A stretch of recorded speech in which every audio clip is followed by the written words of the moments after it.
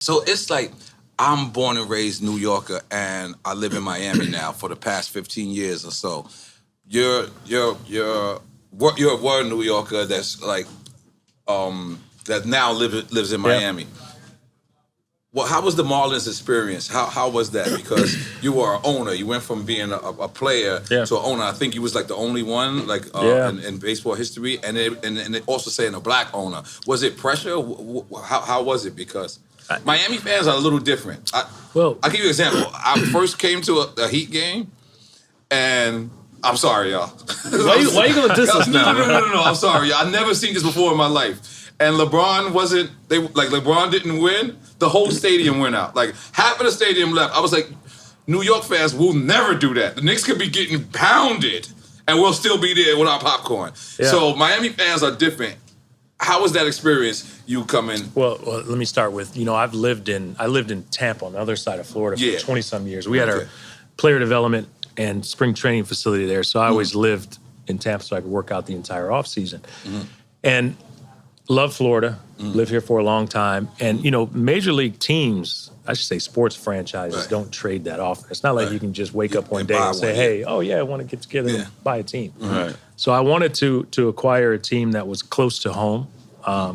And it just so happened that Miami came up. Right. And so I put together an ownership group and we purchased a team. And one thing about Miami fans, when you're comparing Miami and New York, right? New York is generational fans. Right. You are born a Yankee fan, right? Your parents were, your grandparents, your great-grandparents.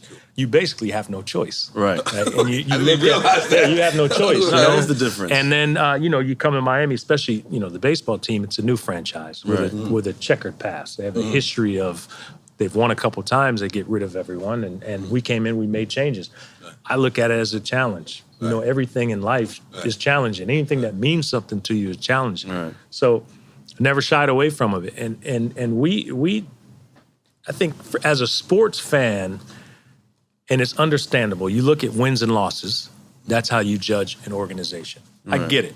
But there's a lot more that goes along with it. I mean, you have to build a great front office. You have to build a great minor league system. Unfortunately, it takes time. It takes patience. I don't have any patience, right? But I'm trying to learn. I got kids now, so I'm trying to work on my patience. But it takes some patience. And we accomplished quite a bit, I think, in my time with the organization. And whether we went to the postseason for the first time in 17 years, I mean, look, no matter how you look at it, ultimately your goal is to win a championship, but there's steps along the way.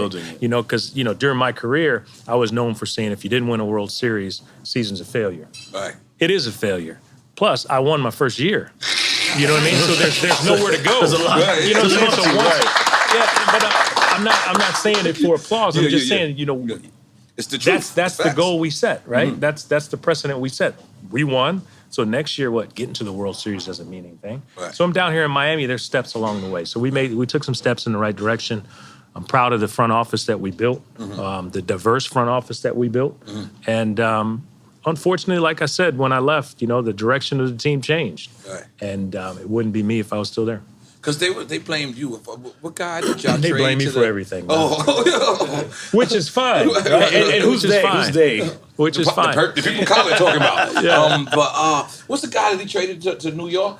Stan. Yeah. Because they blamed you for that. You remember? Yeah. But I mean, look, this is the way I look at it, right? Miami had some great players when we took over. But for whatever reason, they didn't win. Right. For whatever reason. So there needs to be change, right? I mean, I worked for George Steinbrenner. Right. You didn't do your job, you were gone. Right. I mean, it's just black and white. You win or you make changes. So, yeah, we made changes. I know there was a lot of unpopular decisions that were made, but, I'm fine. What do you think is harder, being a player or being an owner? Man, you know what? When you play, you have a chance to affect the outcome of a game. Wow. When you're up there watching, you can't control it. Right. I mean, you can't. You see things from up in a suite. You see it as if you were playing, but it's not like you can go down there and say something, So it's challenging. I was going to ask that. Have you ever, as an owner, was like, man, let me go suit up? No. Let's get one thing. Let's get one thing straight. I'm done. I would embarrass myself. I understand how difficult it is to play the game. I understand people are going to fail. And we talked about it earlier. I actually like to see when players fail. Because I watch what you do when you're walking off the field. I watch what you do when you're in the clubhouse. I watch what you do in post-game interviews. I see it. It tells me a lot more about an individual when they struggle.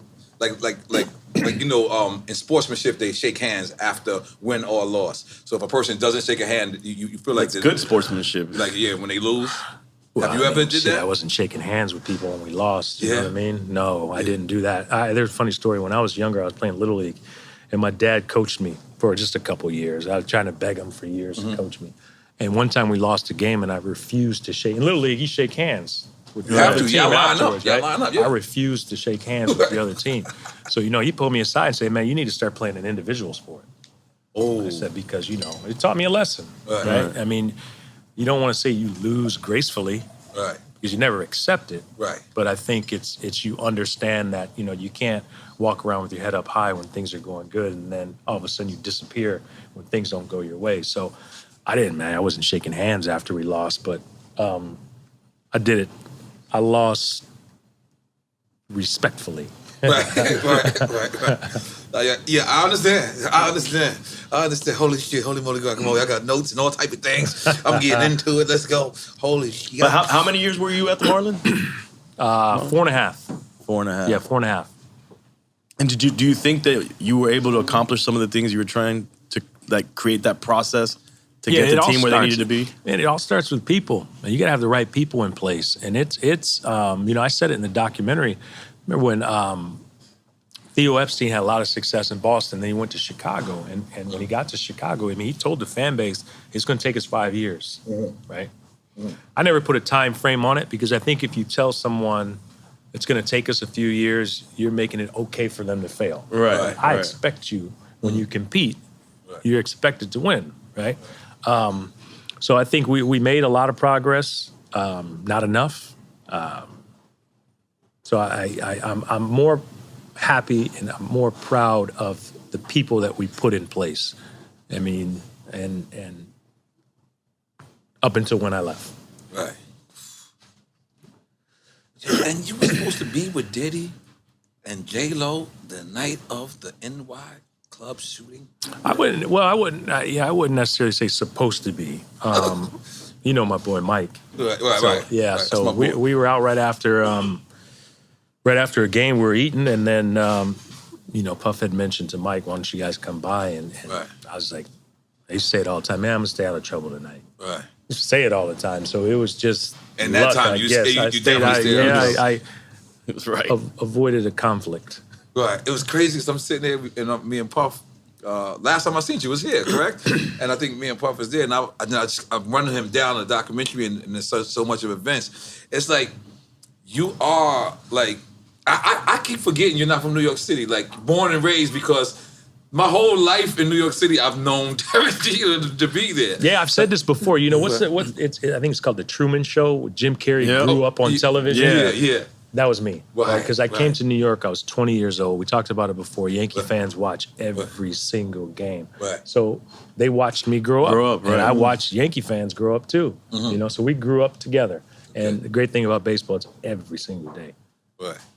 I'll tell you something that was weird for me as a Yankee fan was I didn't think that the Yankees should have ever took A-Rod. I felt like that was both y'all position. You was solidified. I didn't know why they ever brung him on. Well, one thing with New York, man, the Yankees, and especially Mr. Steinbrenner, if you can play, he wants you. Yeah. He wants to win, man. I've told this story before. Mr. Steinbrenner, the late George Steinbrenner, is a big football guy. We have a great relationship because he was an Ohio State guy. I grew up in Michigan, so we used to butt heads all the time on Michigan-Ohio State football. And I say he's an old football guy because he had a real tough time realizing. Is that the one who didn't want to pay you when you won? We get to that. Okay. So in 162 games, he had a tough time understanding that you may actually lose a game. Now, I'm of the mindset every time you take the field, you have an opportunity to win a game. You should play and expect to win, right? But I also understood you can't win every one. Right. He didn't understand that, you know? So he expected everyone to be accountable. And if there was a player that he felt as though would help us win, he would go get him. And you got to tip your cap to him because in my mind, he's one of the greatest owners in all of sports. Right.